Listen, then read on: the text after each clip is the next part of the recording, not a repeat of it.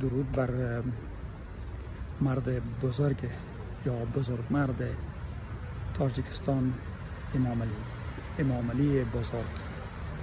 من خواهش از خودت دارم و به خودت میبالم که تاجیکم هستی و پارسی زبانم هستی مانند ایرانی ها و تاجیکان خودم. به این منظور در سخن اینجاست که زبان پارسی را که سخنگویان تاجیکستانی ما، کشور ما و ایران بزرگ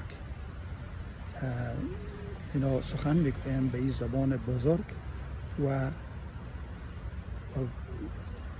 که حتی من از یک پسر امریکایی ویدیویی براتون میتم که این زبان در 24 زبان دنیا که حتی انگلیسی هم دو است، این زبان بزرگ و زیبا و سرود سرایان بزرگی در این زبان بیده. من کوچک می سازم سخنهای خود.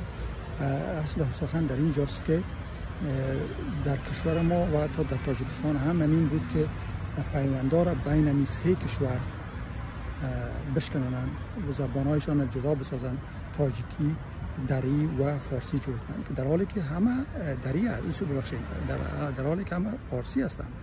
ما تاجیکی زبانی نداریم. امریکا صحبت میکنه انگلیسی، زبانش انگلیسی است، زبان امریکایی نیست، زبان انگلیسی است. استرالیا انگلیسی صحبت میگه، حرف میزنه.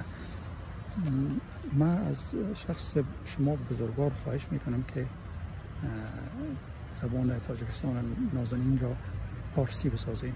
خدا یار نگهدارت.